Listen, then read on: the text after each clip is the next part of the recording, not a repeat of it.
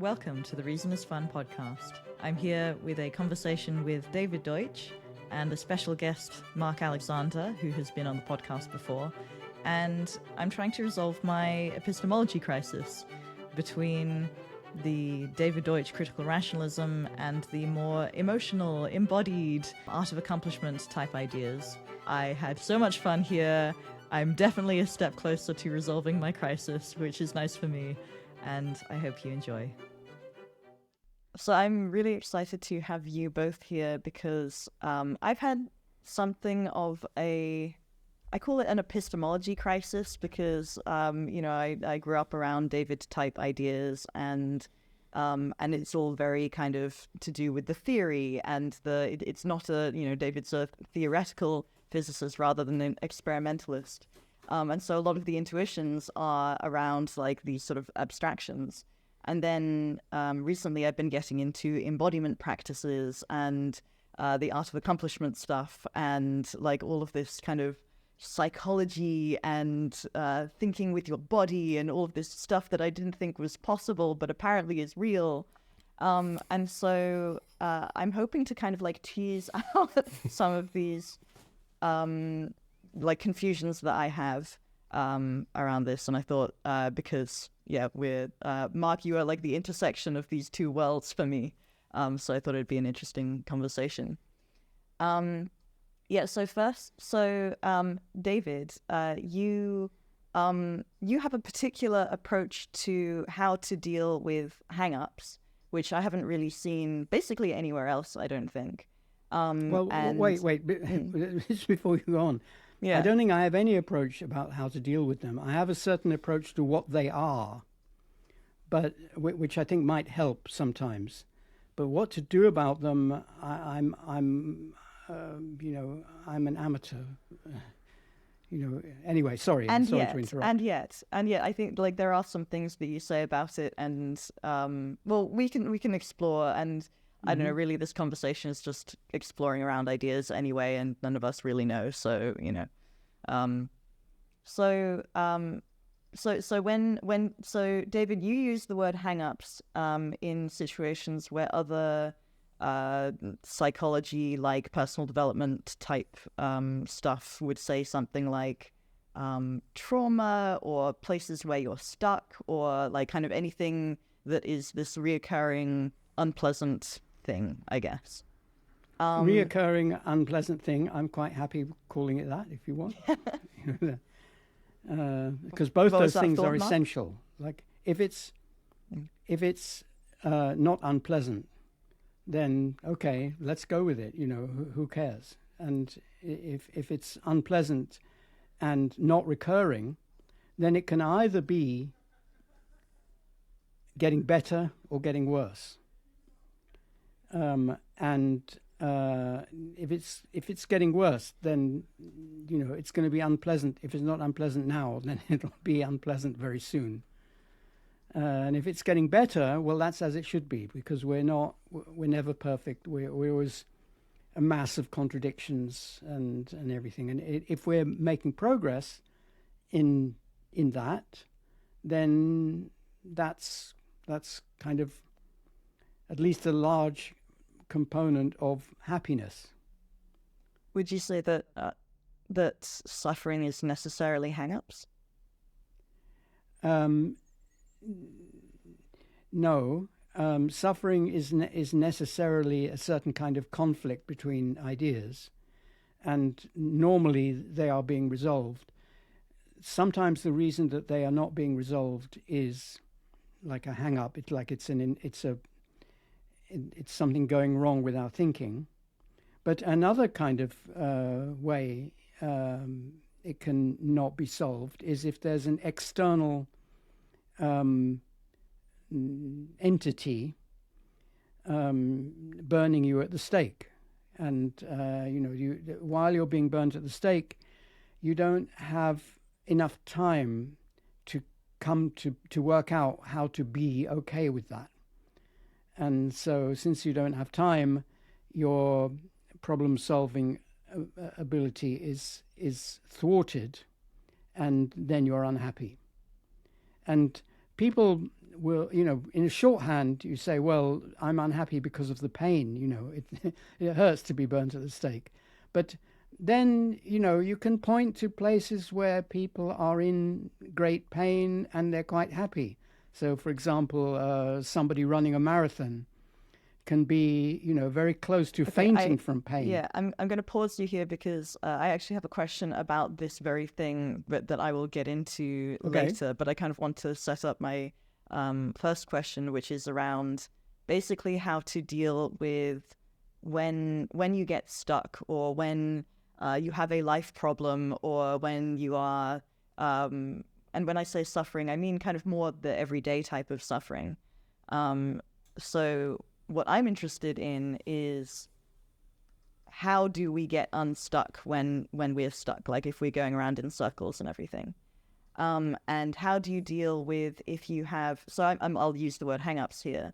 So it's not just that you are stuck for no reason. It's that you, in your own mind, have a process that is happening that is keeping you stuck. Yes.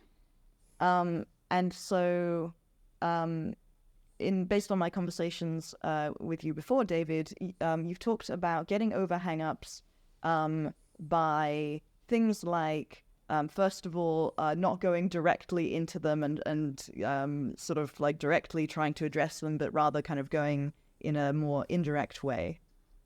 Is this familiar? Yeah, but it has the mark of sort of the best I can do, because I don't know much about this. So, right. I mean, not going at it directly. The reason why I think that usually won't work is that the thing that is keeping the hang-up in place is itself creative. So you're pitting some part of you which is creative against some other part of you which is creative, and that is going to lead to unhappiness, and you're not going to enjoy that process. Whereas if you can find some other way of thinking yourself into that area where you can be making progress again, then there's less chance of just making a new problem, making a new unhappiness for yourself by trying to run up against something head on.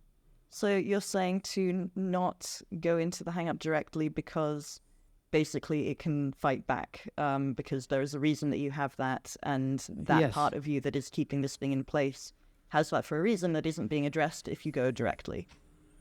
Yes.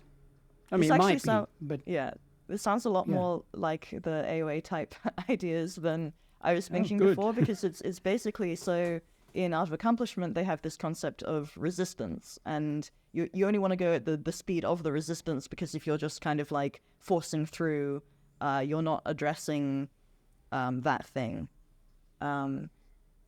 This also makes me wonder whether, is the voice in the head creative? That's a great question. The notion is, you can just do the experiment. We'll build it up from the ground up. Say out loud, "This is my voice." This is my voice. David, say, "This is my voice." Oh, this is my voice. Great. Now we're going to do exactly the same thing. We're just not going to say it out loud. So, "This is my voice." That's the voice in your head. And that may seem very simple, but that's generally how it presents. This is a way that we can recognize what we mean by the voice in the head. My experience of it is that it can have all different kinds of voices. It can be critical, it can be abusive, it can be divine, it can give us wisdom, it can say all kinds of things to us that are really helpful. And in some people, it's highly somatic, and so it's not really experienced so verbally. So the degree to which it's experienced verbally does vary across people. And in a given person over time. Like previously, my voice was completely silent, and then it got really verbal, and then now it's not so verbal, it's very somatic. But a characteristic that I notice about it is that it really acts like a chatbot. It does not seem to be what we would call intelligent or creative. Well, forget intelligent. It's not what we would call creative. It's it feels like patterned neural structures, and it's generally working on old data. How does that explain the experience I had? So there's so in the Voice in the Head episode of the Art of Accomplishment podcast, there's this thing about you talk to the voice in different ways, and then this changes how it talks back to you. So if you've got a very critical voice, then you try and argue back, or you try and say, oh, I see you really care about me, or you try and you try these different things. And one of my experiences of trying that has been to view it with compassion, as if it were there was something precious about it, and that it kind of really cared about me. And when I did that and had this internal conversation, it seemed to respond to that. And so if it's only a chatbot, then how does that even make sense? How does it make sense that I can kind of experience empathy? Is it that I'm getting to the root of the kind of code where it was originally created, and so now I'm kind of going in and modifying that, but then otherwise it's this uncreative sort of chatbot-like thing? It seems like there's aspects of creativity to it. And one way of explaining what you're talking about there is the same evolution that you see as an AI is updated with new training data. And so it doesn't necessarily point to creativity. It sure looks like creativity. Is it creativity? Don't know if we can say. Neat. I would have thought that the this idea of feeling your feelings, and that this is a route to undoing some of these stucknesses or hang-ups. I would have thought that that would be a more direct approach to the hang-up. So instead of being like, oh, I have this fear of, let's just say, fear of spiders. And so one thing that you could do is go into that fear and be like, oh my God, yeah, I really have that fear. And you kind of let yourself feel it. And you have all of these associations from when you were 3 and you got bitten by a spider or whatever it is. And then I would have thought that that'd be the direct path, where I think David would be less inclined to that path and be more about deconstructing, well, why do you have this fear, and what does that mean, and are they actually that dangerous, and so on. David, well, not even that. I mean, that's still quite direct. Mm-hmm. So how would you? Supposing I wanted to rid myself of a fear of spiders. So the first thing is I must have come to that desire somehow.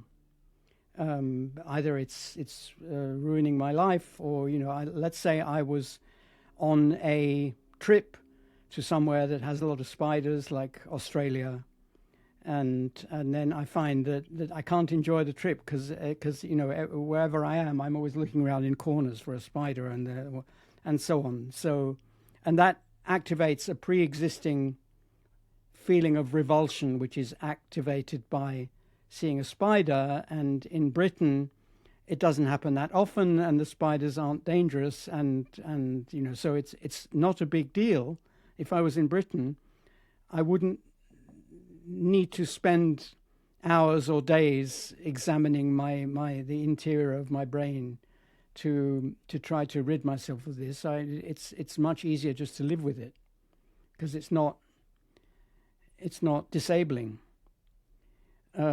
If it were disabling, then I'm, as you say, I'm quite suspicious of wondering where this came from.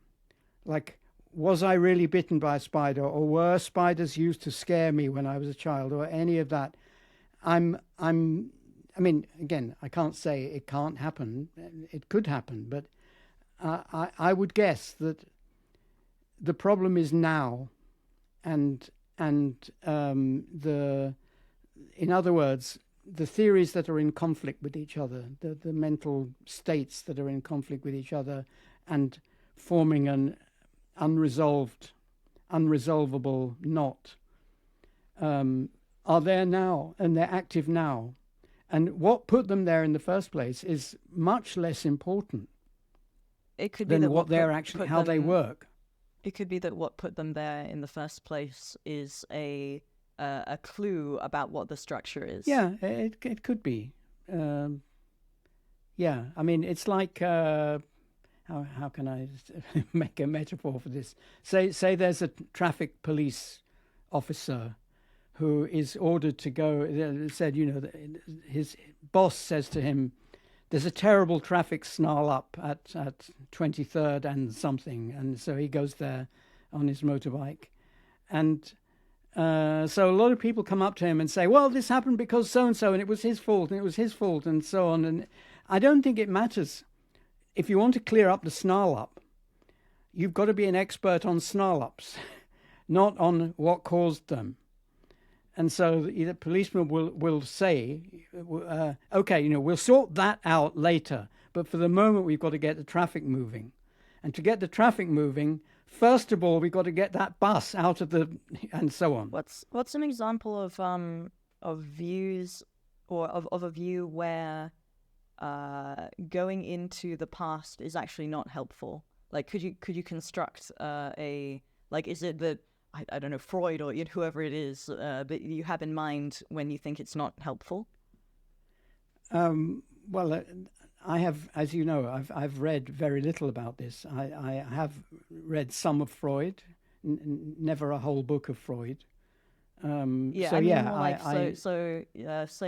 you have a fear of intimacy because your parents were avoidant when you were growing up, and so you would say that it's not actually useful to look into that. It could be useful, like a million other things could be useful. Like it could be useful to the policeman to find out how this thing started. It could be, but that's not the way things usually are. Usually, the snarl up is there, and the reason that it's difficult to get the traffic moving again is because of the way the bus and the van and the cars are placed now, and you need to move them around and get it moving again. And then you can let the people who say it's someone's fault make their case. You want me to think of a real psychological example? I'm sort of wondering kind of where this sort of difference in intuition comes from, and now I'm wondering whether it's something like the same as the reason that reductionism doesn't make sense. That there's a sort of you can't get knowledge out of reducing something further and further, and I'm wondering if that's the thing. Like, basically, I have an intuition that in psychology, so going into reducing often is useful. Reductionism is the philosophical theory that all problems or all scientific theories have to be found by reducing something to lower and lower levels until you get to the ultimate level. That has worked sometimes. We know about atoms. We know about the properties of matter because we know they're made up of atoms. But in other situations, like how did the universe begin? It's no good looking for a microscopic reason in the nature of atoms or something below atoms or whatever. How it began is a process, and it's not composed usefully of smaller processes. So we can have a theory of that, and there are all sorts of theories that aren't reductionist, like the theory of evolution. So going back to specific examples of hang-ups in people's lives, my view now is something like that. It's not maybe here's the difference.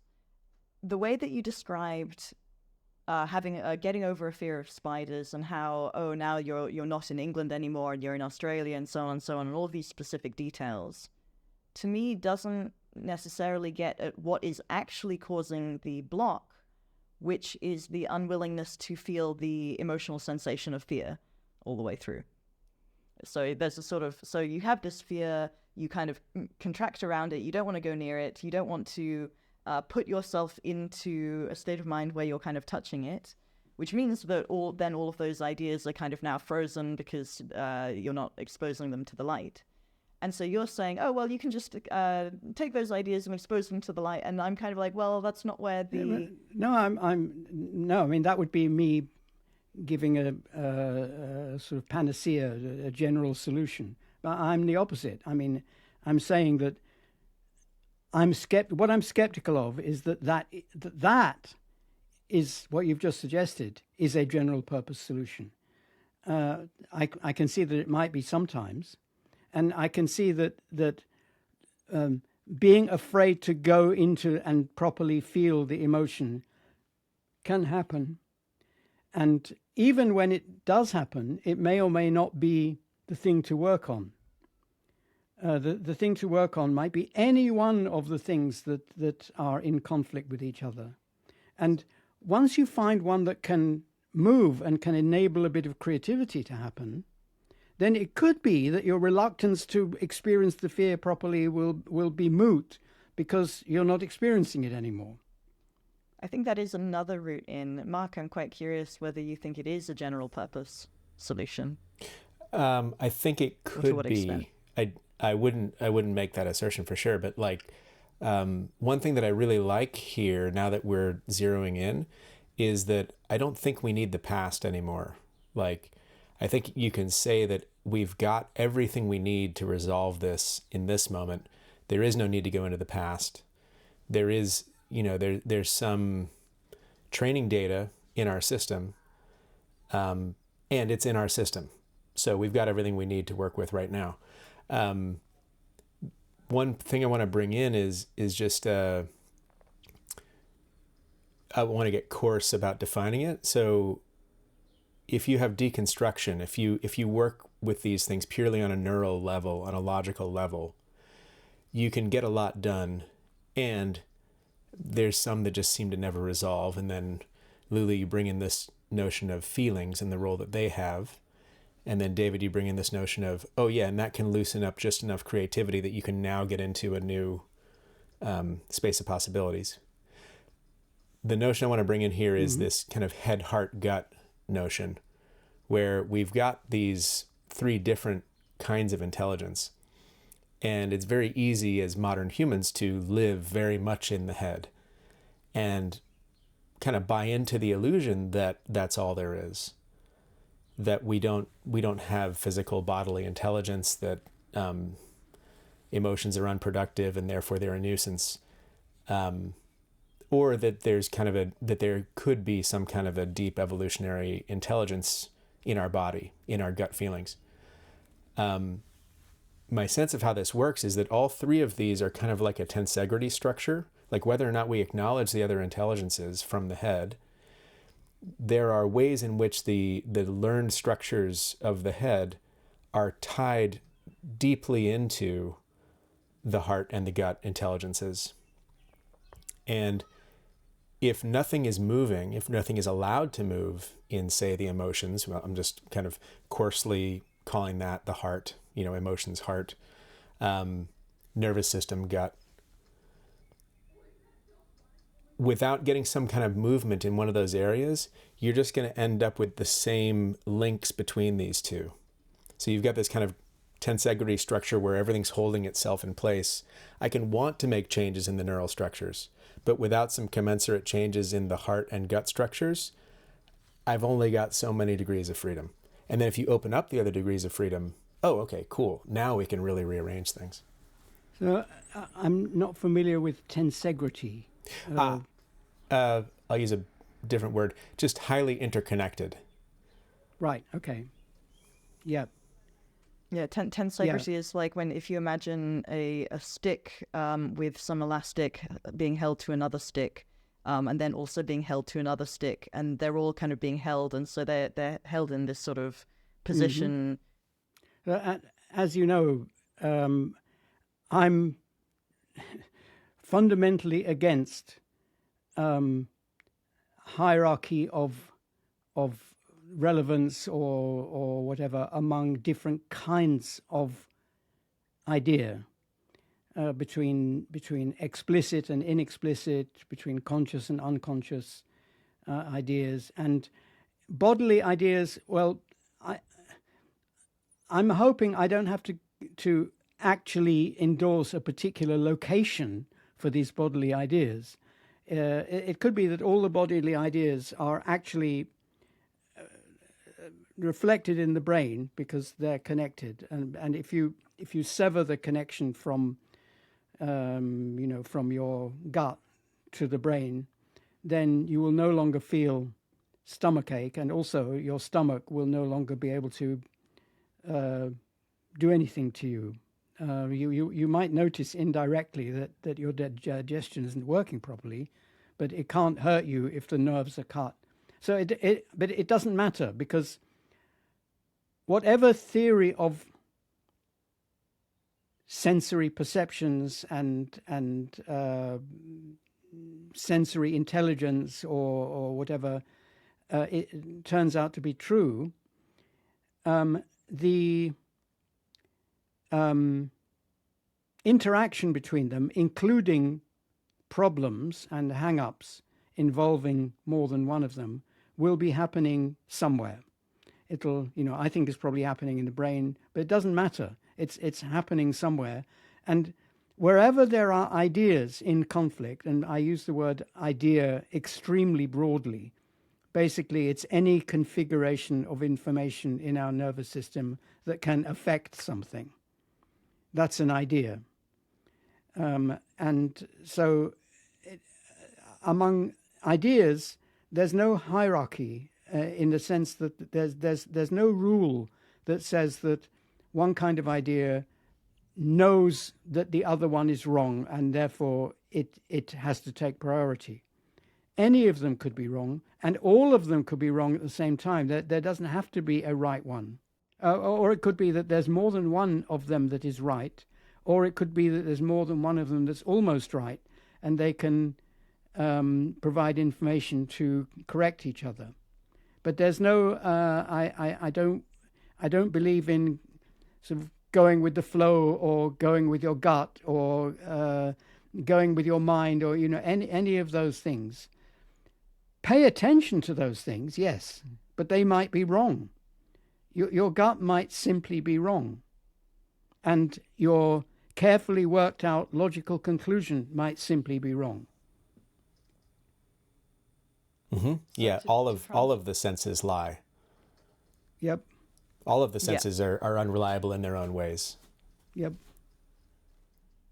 So to translate what Mark said about head, heart, and gut into David's framework. So David, you usually have that there's explicit ideas and inexplicit ideas, and we kind of sweep all of the emotions and embodiment and everything under inexplicit subconscious ideas. Yeah, with a broom. And yeah, try not to. Yeah. And that it doesn't make sense to prioritize explicit ideas over inexplicit ideas, because there could be criticisms or good ideas from either side, and to choose one side would be authoritarianism. Yeah, it would be irrational. It would be choosing based on based on source rather than merit. Yes. Okay, but then there's also this, but like the heart and the gut, and are these metaphors? Are they? Is there an actual thing? I don't there? know, and I don't think it matters. Like they are. Well, I'm asking are a category. Yeah, I don't think it matters. That's why I put that caveat in, that it's a coarse way of thinking about it. But I find it a very useful hack and a very useful handle to just refer to them that way. Does gut kind of correspond to like body or movement or nervous system, and then heart kind of corresponds to emotions? And that's how I think about it. Yeah. Because I often find that if I'm thinking about my gut, that there is sort of a different set of emotions that are often associated with it compared with if I think about my heart. Yeah. And when I say think about, I mean sort of put my attention into those places and then see what comes out. Yeah, and they can become recognizable in that way. They're kind of coded. It's almost like there's an odor of like, oh, this smells like an emotion. So, what does it mean to think from the body? I I would say it's to be thinking from wholeness. It's listening to all three. Because I can imagine people listening to this being like, what do you even mean thinking with your body? Because thinking happens in your head and in your brain in particular, and it's this sort of abstract thing. But then it turns out that if you do things like put your attention in your chest, then you have this other experience and different types of thoughts, which is weird. That's weird. I find that weird. I find it weird that like biology also can affect your thinking. It doesn't kind of fit neatly in my sort of Deutsch-informed view. Like, I don't know, if you're hungry, then you might be irritated. But the irritation then has particular types of thoughts, like that maybe other people are to blame more, or that bad things are happening to you, or that the problem is bigger than you think it is. How does that even work? How is PMS a thing? How is that a thing? Yeah, beautiful. Like, I mean, I would tie it back to that notion of highly interconnected, these three intelligences. Like you can have a bodily sensation of hunger that then kind of sets off an emotion, is associated with an emotion that comes up. It's like, oh, it's not okay for me to be hungry. And then has a corresponding one in sort of the primate brain of somebody's to blame for this. So it's your interaction with your own set of sensations, and so you have associations with those, and you have a particular way you respond to those. So if you feel a particular thing coming up, then you might be like, I guess it's other people's fault. Or if you have a different thing coming up. Mm-hmm. Yeah, okay. Yeah, if blaming others has been an effective strategy for you to be with that emotion, then that's going to be kind of a habituated path. It's like, oh, well, somebody must be to blame here. So if I imagine, with PMS, which, by the way, I didn't think existed until I was in my 30s. I thought that was made up. And then I experienced it. And then it's like, okay, so level 4 problems then feel like level 8 problems. And so it seems like, oh my God, this is a much bigger deal. So is that noticing that but the thing is, I can't tell that there are sensations. Like the sensations themselves are below the level of consciousness. So it's not like, oh, I'm feeling like I have a tummy ache and therefore I'm in a bad mood and I'm trying to suppress the tummy ache, because the emotions or the sensations themselves are below the level of conscious perception as far as I can tell. And so I have this problem and I think, oh my God, this problem is I need to end my relationship, or I need to quit my job or something. And then I think, no, wait, I have PMS right now. I'm going to wait until a week later. But then is it that some part of me is noticing that kind of sensation and then thinking, that must mean that this is a big deal? Is that what's happening?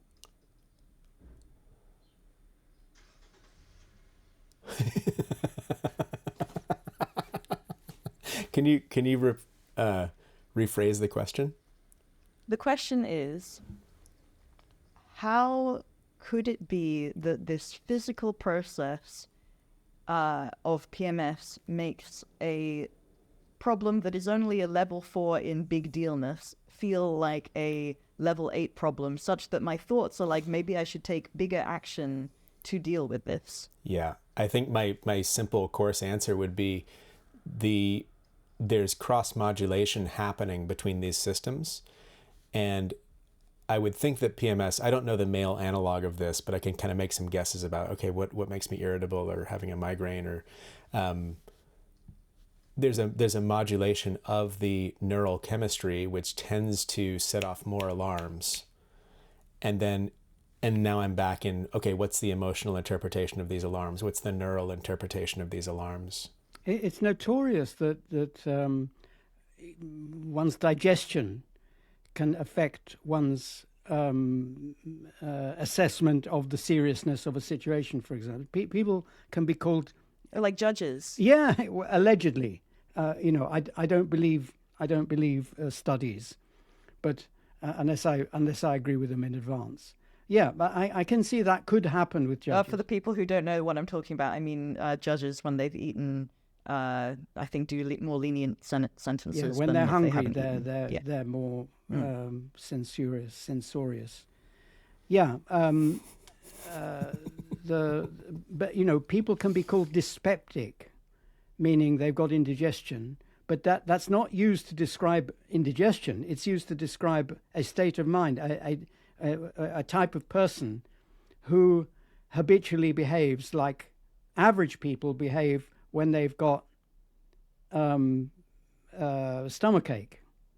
And I think an integrated person needs to understand that this is happening and form his own view about what's actually important. It seems to me that this is very important, but is it? No. Or yes. It could be that you're... Go ahead. Sorry, I think there's a bit of lag. If we get so easily influenced by our biology,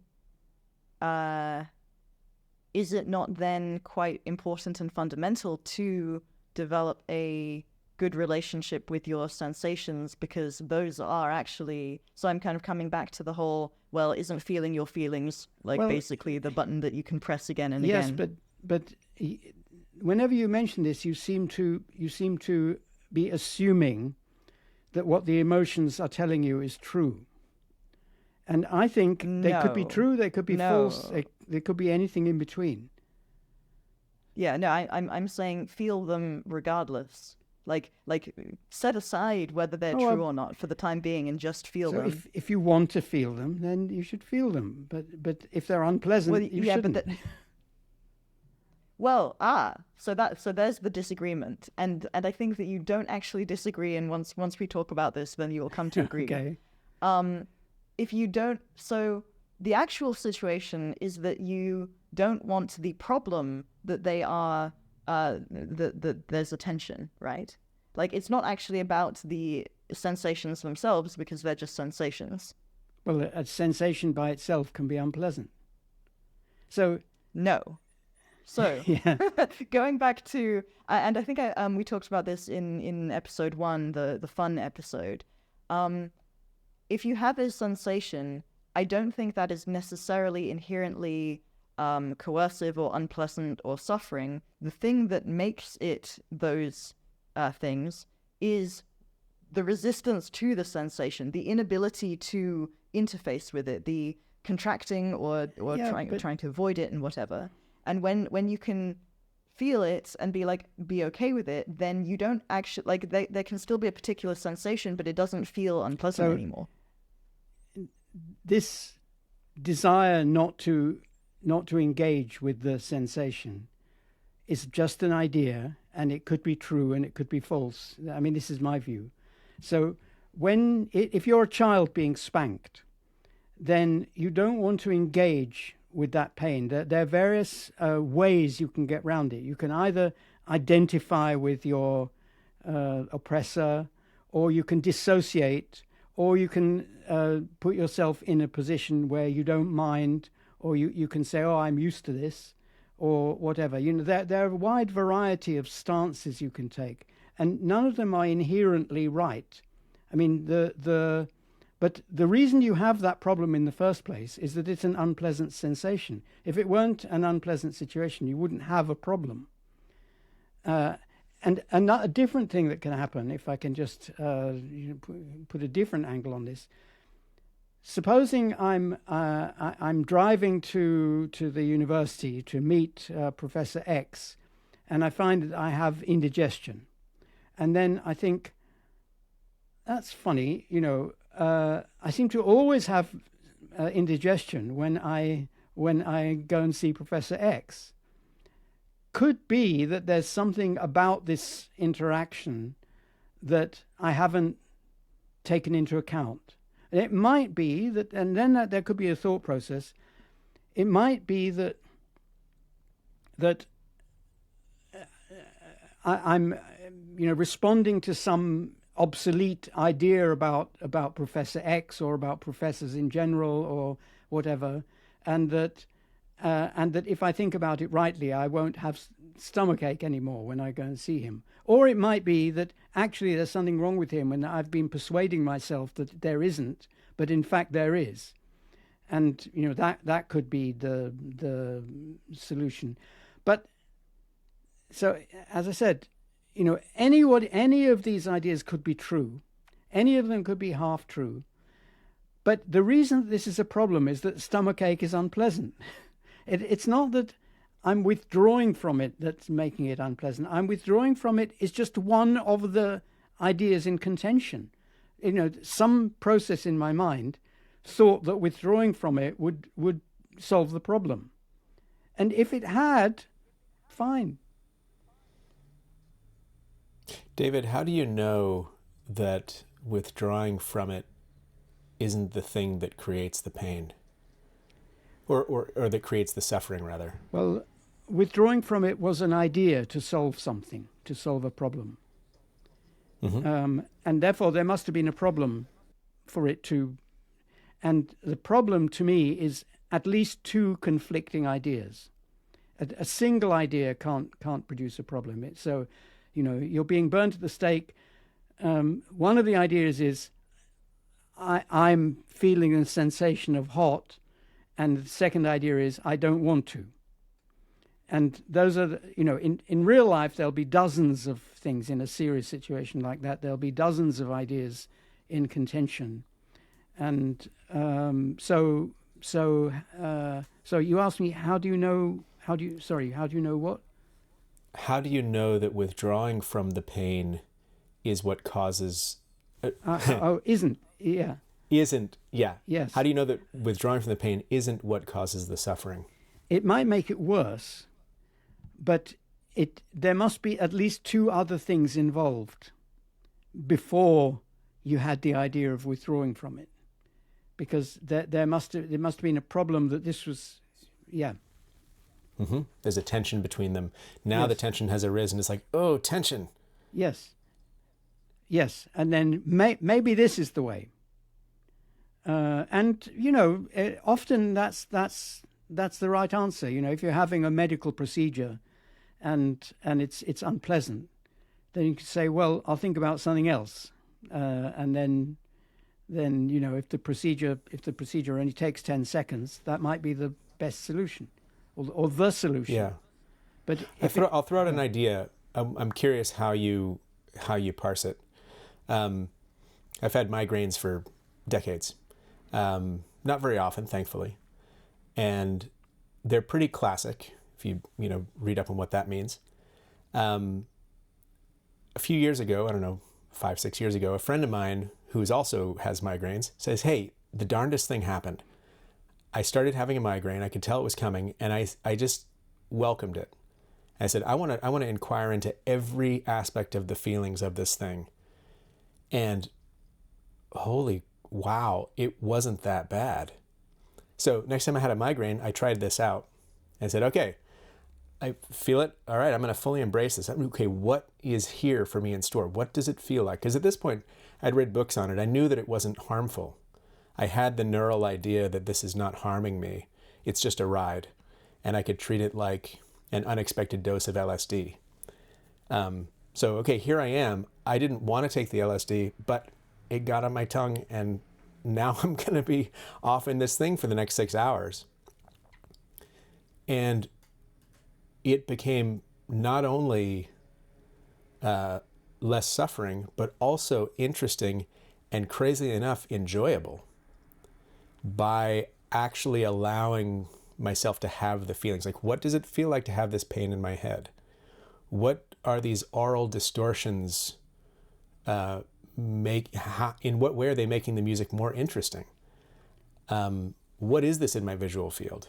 Like, so bringing in curiosity and wonder with it completely transformed the experience. So I'm curious what you make of that. I don't see how this connects with anything I've said. I mean, there's the migraine previously was a problem. That is, it was a conflict. You something in your mind interpreted some neural impulses as pain and therefore as unpleasant, and something also found out that certain things like moving your head or taking a pill or whatever doesn't solve it. So then you tried investigating it very closely and identifying with it. Well, my first guess, and okay, I don't know anything about stuff like this, but my first guess is that you are investigating something. You're investigating something that has a rich structure, and where the structure is important to you because it is causing you suffering. So I would guess that anything that you're investigating that has structure could have this effect. If you're trying to work out how to make your farm profitable, and I've been watching Jeremy Clarkson's TV show with his farm. So you suddenly realize, I haven't seen it, but now I'm interested. You suddenly realize that you're actually, although you thought you were making a profit on, the cows or something, you realize that if you take into account so-and-so, you're actually making a loss on the cows. And if you replace them by pigs, and they, and again, there's this rich structure. If it was simply just what I said, it wouldn't be interesting. But if you're into the farm and you're into farming and you want to make the farm work, then I wouldn't be surprised if you don't care about the migraine. So if it's important to you and you're making progress in it, then pain is less important. And another sort of way in which some scenario which illustrates this is that I read somewhere that when there's an emergency on an airplane, people often push over each other and try and get out, try and get to the emergency exit and so on, and they do not behave optimally in that they don't obey the instructions of the flight attendants and so on. But parents do. Parents do not panic, because parents see, they might push someone aside so that they and their child can go ahead, but they do not panic. They don't do pointless things, because they are thinking about their role as taking care of this child. And therefore, then their movements and their thoughts are not dominated by the insolubility of a problem. They are dominated by what they know they have to do now, and that takes creativity as well, and it's devoted to that, and so the parents don't panic. I don't know if that's true. This whole thing might not be true, but if it's true, then it doesn't surprise me at all. This also reminds me of, David, an example that you've mentioned to me in the past, which is a painter from, the past, where you have to go and mine your own pigments and the lapis lazuli, and maybe it's a long journey and you have to ride a donkey and everything smells and you have to get messy and all of this, and then you have to clean your brushes and everything. If you're really interested in the painting, then all of it, including the donkey and the getting dirty and everything, is part of the experience of creating this painting. Yeah, that's another example. But I feel like there's a slight difference with the migraine example, because it's something like in the lapis lazuli painting example, all of that is... would otherwise be separate. Now we have technology and we have machines that farm this pigment and everything. And so it's slightly separate, whereas with the migraine, you're investigating the sensations themselves, or with a fear of spiders, you might be investigating the sensation of fear itself instead of, oh, this is worthwhile because then I cannot do this other thing. I see those as the same thing, because in all cases you only have access to this thing, whether it's your own fear or a mountain with blue rocks in it, or outside your body or inside your body, or inside your body. You feel that it's inside your body, but it might be somewhere else in your body, and whatever. All those things are the same thing. They're all just ideas. You only have access to them via your conjectures. You have a conjecture that this sensation you're feeling is coming from your... Can we pause you there? Because that was a controversial statement that you made, where we only have access to them via conjectures. Yes. Well, everything is conjecture. Mark, what was your thought there? I could feel the turn. I didn't, and something made me laugh. I don't know that I can formulate what the tension was with that, but I could feel that we moved into a different realm when it's like the way that we interface with all this is through conjecture. And I thought, oh, wait a second, do I agree with this? Because there's another way that of like immediate experience, like in this moment, looking at this screen with this arrangement of pixels on it, as Mark says, Mark, and the K of that syllable comes through, like this immediate experience, this moment. There's something happening in that experience, the awareness of this experience, that doesn't seem to have anything to do with conjecture. Well, I don't think so. I think there's no such thing as uninterpreted experience. It might be interpreted via an inborn theory that we've never examined, but nevertheless, it's via a theory. So, okay, so like conjectures all the way down, even to the micro structure. Yes, down to the microstructure, but more important, it's down to the level which assigns meaning to the thing, including feelings. So my recent example, I don't know if I told you this, Lulie. This was a couple of years ago now. I was. This is about sensations and pain in particular. I was pouring boiling water from a kettle onto something. I forget what it was. Possibly instant mashed potato. I was pouring and it says, pour boiling water onto this, and it's got to be 475 milliliters. And if it's a bit more, it gets watery. If it's a bit less, it gets stodgy. And so I was going very careful. And while I was doing this, and it was on the scales, so I was also looking at the number on the scales, and it's going up to 399, 400, 401, and so on. And I noticed that there was a sensation on my foot, and I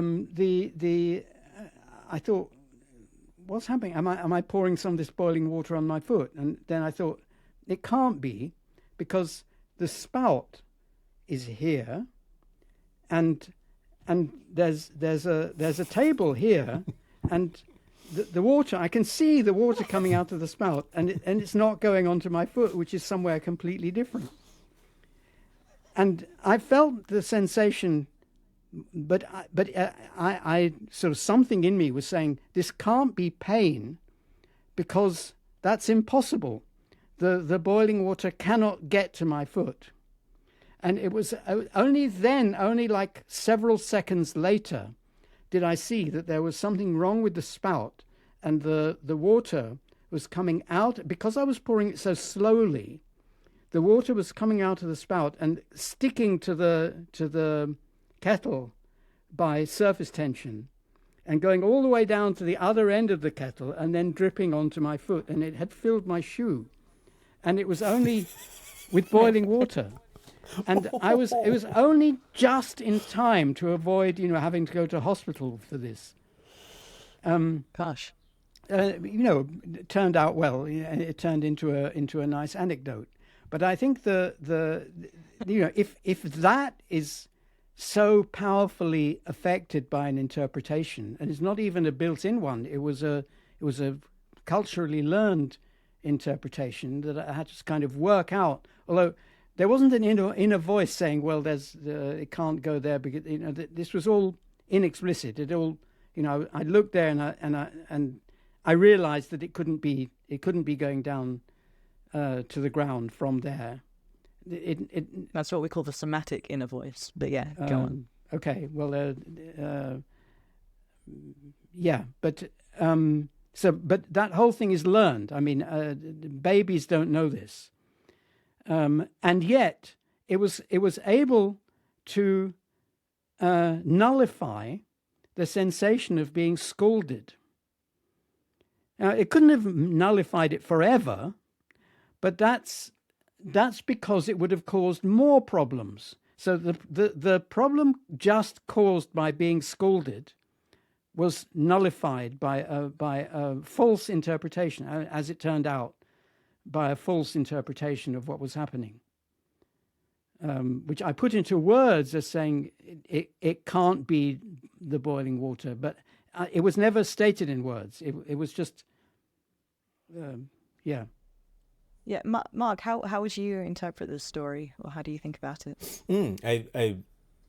I think it relates to there's a lot of things we could relate it to. The thing that I'm mostly playing with as I listen to this is this notion that it's conjectures all the way down, and it fits. Like as I'm looking at it, I was like, oh yeah, check.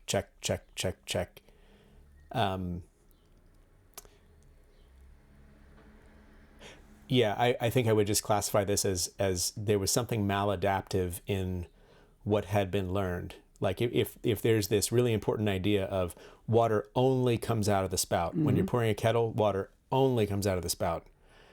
Well, it turns out we just learned that's a maladaptive learned notion. How does this relate to direct experience?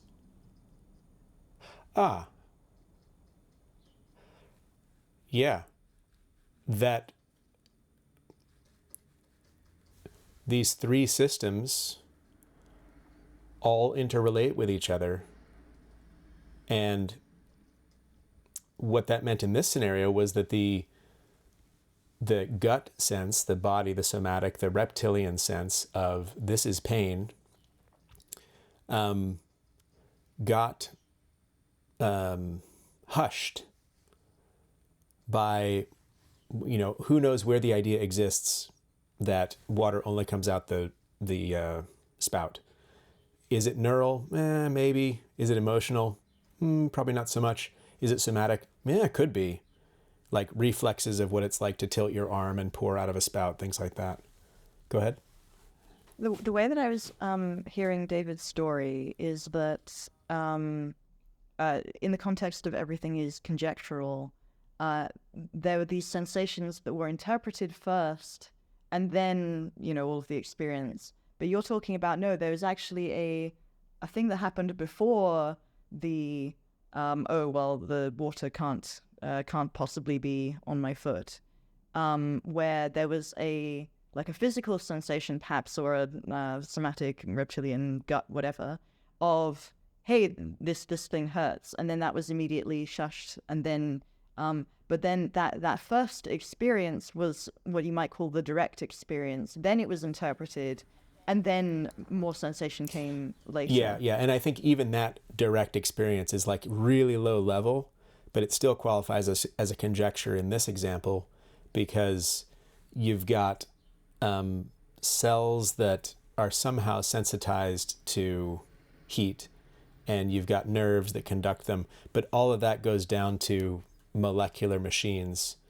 And so there's a conjecture even at the level of, when this many sodium ions pile up, that means heat. There's a way in which even that's a conjecture. If you resolve my epistemology crisis, I will cry. I'm happy about this. Okay, and so does that make sense to you, David? Yeah. There's a question of when you experience it. I think you only experience it after it's been through some interpretation. Like I said, that your reptilian interpretation is still an interpretation. we do not feel the electrons coming through the nerve fibers. We only ever feel. It's not an interpretation. Sorry? Importantly, it's not an interpretation that goes via the head. What I mean is the explicit type of thinking, or something that looks like a. Well, okay. Here's a question: is it always something that looks like a proposition? Like, is it that kind of interpretation? Like, I'm kind of wondering whether your conception of the word conjecture and interpretation just includes a big range of things that are also feelings and very low-level processes and that sort of thing that other people would count as a different thing, because when you talk about them as a different thing, then you have access to these different thoughts. But then you're saying that it's all they're all just different types of conjecture? The words there are too ambiguous to sort of state categorically. In the reptile, there is also a pathway from certain cells being excited and sending electrical signals, and then those going to the brain, and then the brain sending out signals to the limb, and the limb moving, and so on. There's that pathway. But in a reptile, there's only one thing that pathway can do. I mean, sorry, that's oversimplifying, because a sensation could be, it might be a painful sensation, or it might be a prey animal, or, but basically in a given cluster of nerve signals will give rise to a given behavior.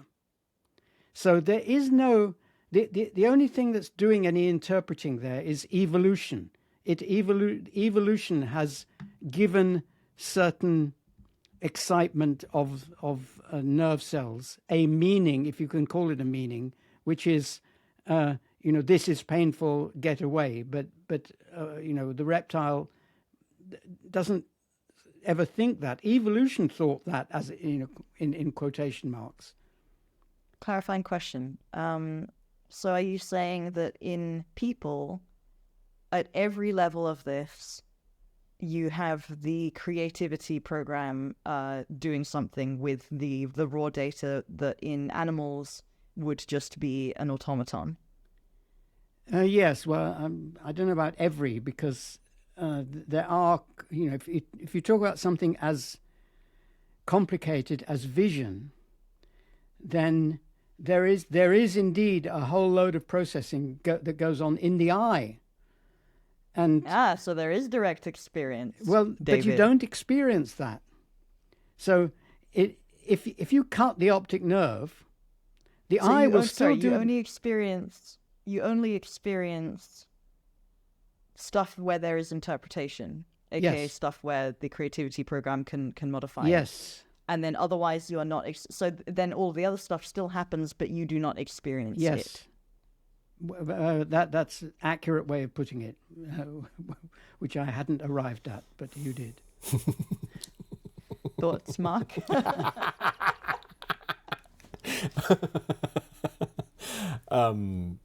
Just reflecting the mind blow of that, and holding open the possibility. Okay, so what would it be like if I were experiencing the firing of my retinal cells? Like, is that something that is actually something I can experience? Is that something that my awareness can have access to? Theoretically, it seems like the answer can be yes. Well, you had some technology that you inserted behind your retina. It could directly, feed into your headphones, something like, and then you would be directly experiencing, well, sorry, not directly.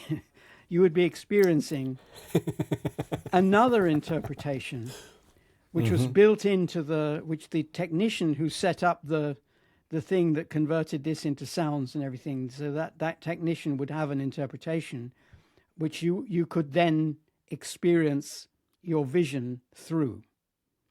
But you can't experience anything that isn't that hasn't been created by your mind. Yes. That, in my view. And I think the only adjustment that I might put in there is that it is possible to perceive lower and lower in the stack, but it makes no difference to what you're saying. Yes. Yes. I was going to ask, meditators who are very practiced often report being far more sensitive to any kind of physical thing. So whether it's diet, whether it's like subtle physical sensations, and so I'm thinking, like, I'm imagining the hot water example, and if one of these experienced meditators was doing the same thing, then he might have a different experience compared with what your experience was. And I'm kind of I'm trying to reconcile, is this a counterexample to everything is conjectures, or is it like a lower level thing? And I'm kind of asking both of you this question, what you think. I think it's what Mark just said. You can train yourself to intercept at an earlier stage. And you've done this, I know you've done this with color perception. So you see color more precisely than the average person because you have trained yourself to do so. And musicians can hear, musician can hear a tiny difference between two tones that a non-professional can't. There is a different thing of, I'm making a claim and I don't know if I believe it, but there is a different thing of getting knowledge in order to perform a skill better. So learning the Munsell color system in order to perceive color more accurately, or learning, I'm sure there's a technique for learning perfect pitch to do the same with music. And this thing that is more general or universal that meditators do, that is more about looking at their moment-to-moment experience and their sensations in this sort of raw form. I'm wondering whether that is taking these sort of raw sensations and then bringing your perception or your like the creativity insertion or something to these things that for most people it's just their animal body is just kind of dealing with it. But for an advanced meditator, they are now looking at this, and then which means that they can do more with that raw data. I would agree with that if I could delete the word raw from that whole paragraph. there is no raw. With all those things, if you put recognizing? Sorry, if you inject a local anesthetic anywhere along the pathway from where this raw sensation originates to the brain, then you won't feel it. It will still be doing its thing. For example, with the eye, if you put a local anesthetic, I'm not sure this is safe, so don't. Then do you're this changing home, the please. sensation. If you inject it, but David, yes. But then aren't you changing the sensations rather no, than? No, well, the eye is still doing the same thing. The eye is still doing its convolutions and its edge detection and all that, and it's sending that information up the nerve, and then halfway up the nerve, it hits local anesthetic, and it doesn't get any further, and you don't perceive anything. You don't perceive that raw stuff. If you then take away the local anesthetic and allow it to get there, then eventually it will get to the part of the brain's apparatus that perceives things, and that part, I think, is always creative. That part is always conjecturing what this is.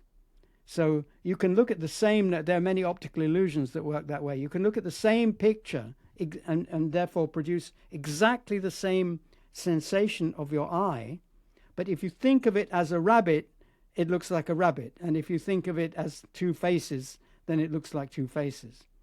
and the raw sensations are identical.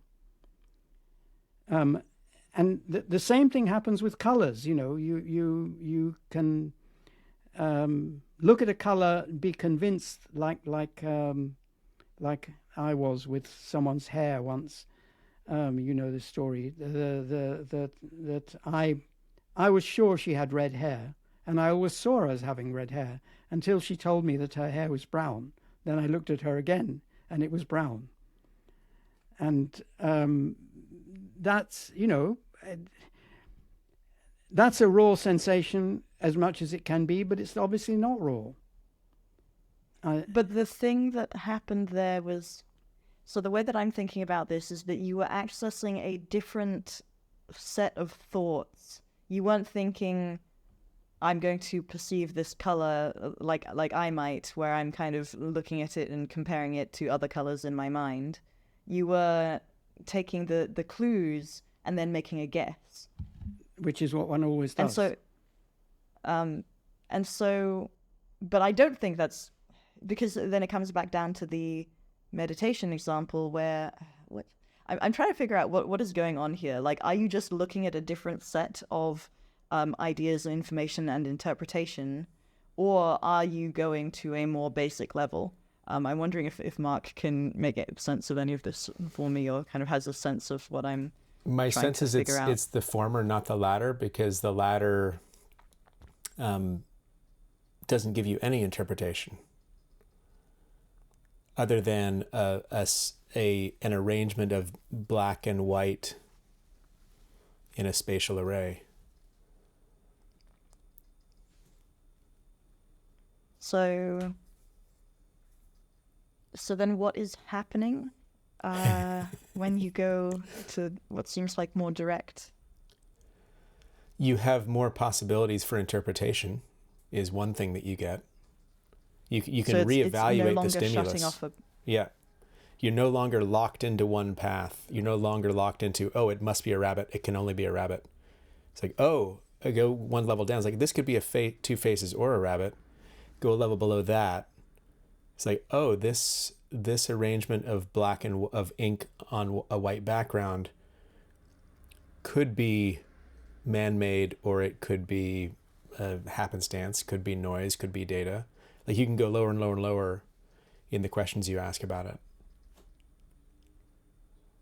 The thing I think I want to put my finger on is when most people hear David's, it's all conjectures and it's all interpretation, what they do in practice is go to their head and then analyze the entire world from their head.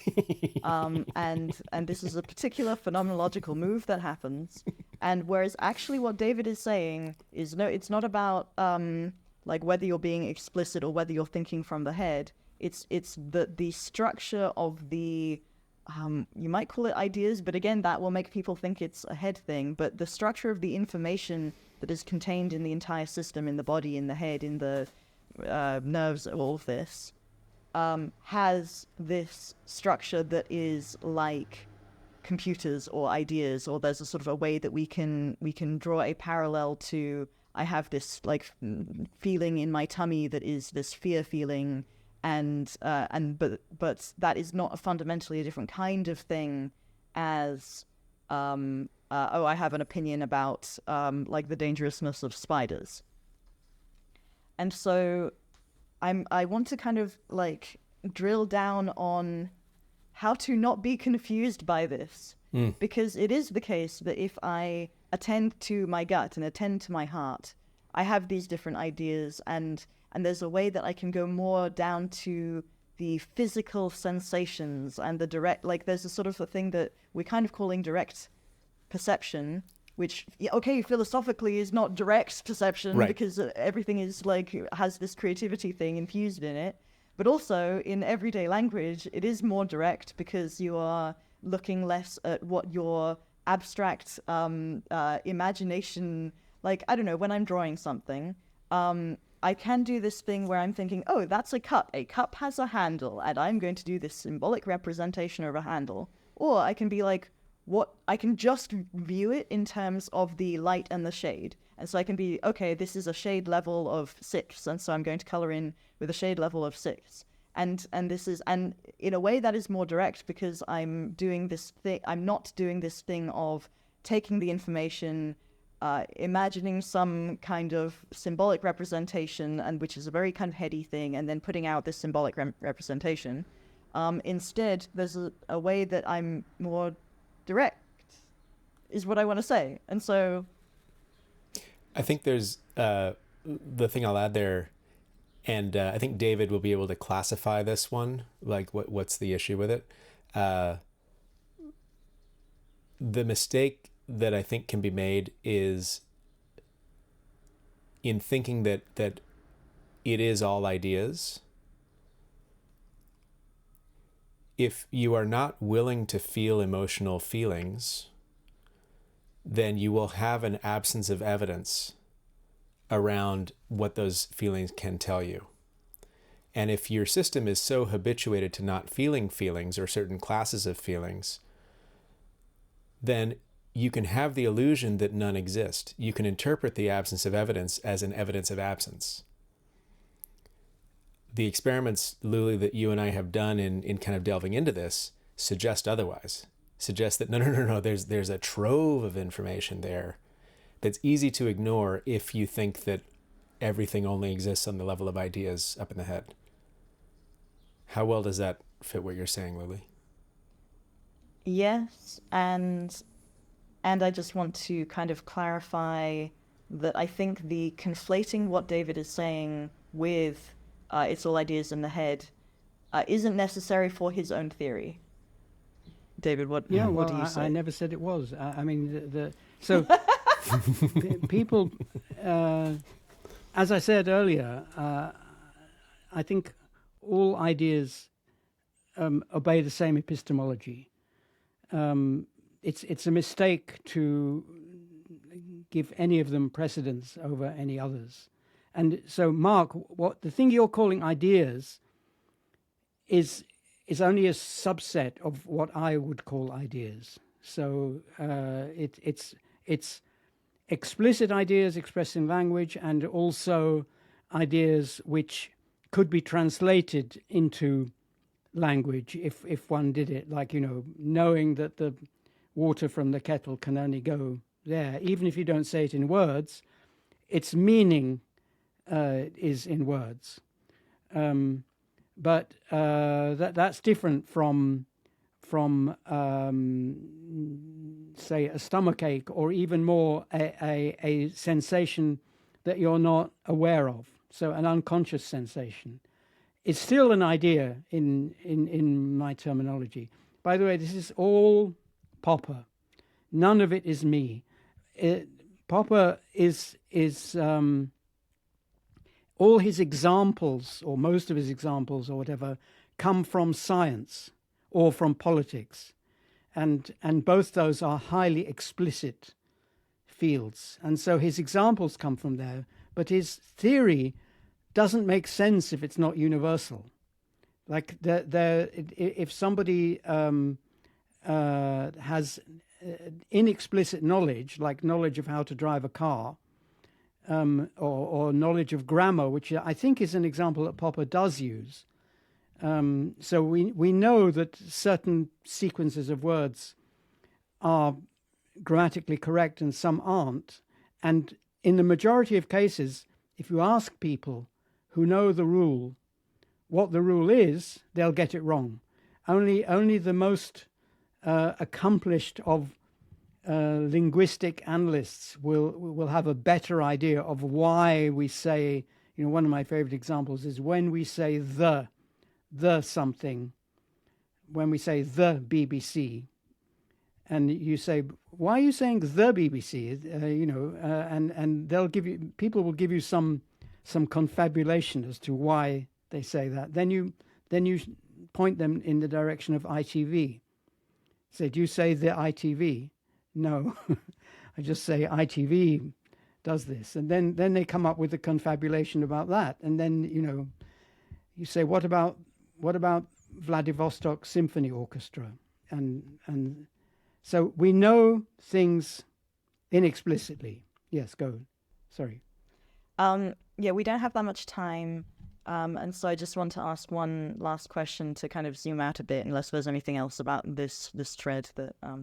So I'm thinking about how it happens that we get into this state where we have hang-ups or we have these traumas or these emotions that we don't want to feel, and what happens sort of originally when there is a baby that is crying and is sad. But like I kind of wouldn't call a baby crying for milk as a baby is grieving. Like it's having this unpleasant sensation where it wants this milk and it's trying to get it and everything. And then what happens is that you comfort the baby and you take care of the baby and so on. And then this continues to happen through, young childhood. And then it seems like there's a thing, and so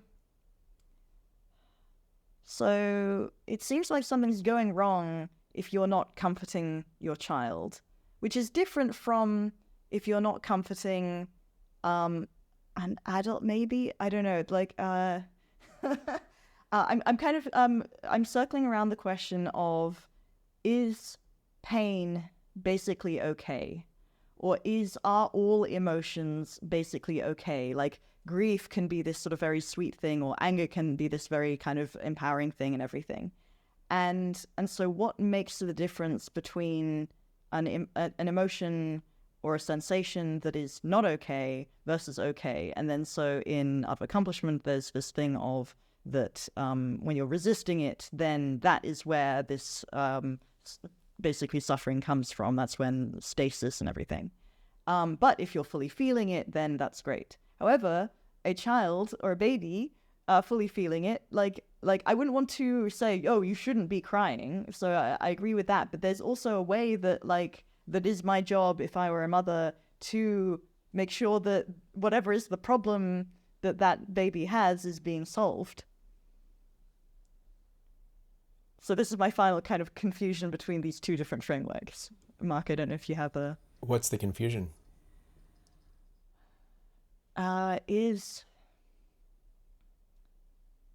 Does it work differently for adults than for babies and children? Like emotions?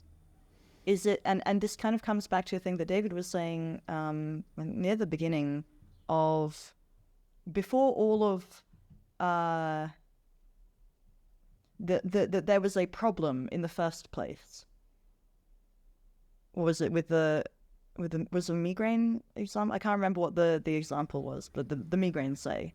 Being burned at the stake was being one. burned at the stake, yeah. So if all of the emotions are okay, then there wouldn't be a problem. But it seems like structurally it needs to be a problem. No, it could be just signaling. I mean, I don't think people know how babies work, and I certainly don't. So we don't know whether babies are distressed when they cry and want milk, or whether they're just signaling. Should we say 4-year-olds? 4-year-olds. Well, 4-year-olds, you can ask them, and they will tell you. So there's no problem once. I mean, there's no ambiguity. Except when they are crying and they want something different.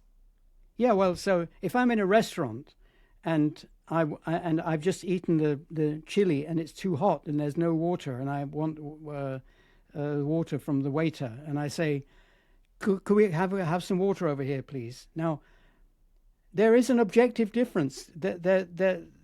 Either I'm suffering or I'm not suffering. If I just am signaling because I want something, that's not suffering. If I am in distress, okay, and then signaling because you just had this hot chili. Either what you can do is signal to the waiter and get some water and resolve the sensation, or you can be like, I'm going through this thing and it's impossible for me to get water right now, and now I'm kind of enjoying that it's sort of painful and I'm really hardcore. Yes. Yeah, so humans are very good at interpreting things and interpreting them differently from the lizard apparatus. what makes it bad advice to tell your child, oh, you should just interpret it like you embrace the feeling of whatever? Because that if this is the first the child has heard of this, it's going to take him more than a few seconds to get into the Zen state of enjoying the feeling of. I mean, he might do, but more likely if he sort of screams and says that hurts, then you want to address that problem. And if you insert things like you ought to be feeling something else, that's the kind of thing that causes trouble. Yeah, I agree with that. That's why, my maxim is I blame the parents. I would love to ask this in more detail, but I know that we're coming up to time. Mark, did you have any final thoughts on this? I'm not sure if I fully asked my question, but there we are. Life is short. Yeah. Yeah. No, nothing to add there. All right. Well, I feel very unsatisfied. This is a wonderful place to be. I would love to have more conversations about this. I would love to fully understand this. I'm not sure if I asked any of my questions. Always it felt like more. Great groundwork. Yeah. Yeah, but it has been an absolute pleasure to have you both. And let's do this again sometime. Yes, absolutely. Indeed. Thank you so much. Thank you.